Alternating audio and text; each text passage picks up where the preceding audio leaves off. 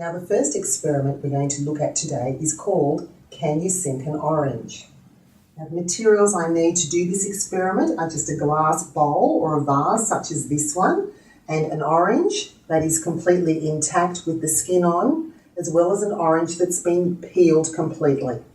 Now if I take the whole orange and place it into the vase or jar, I can see that it floats, and that will continue to float, and I can't sink this orange.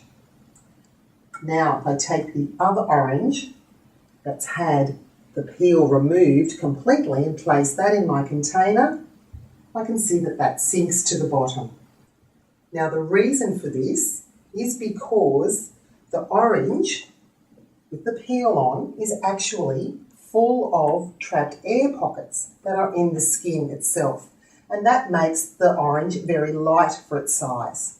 Whereas the orange that's been peeled doesn't have the air pockets to keep it afloat, and this orange is actually very heavy for its size.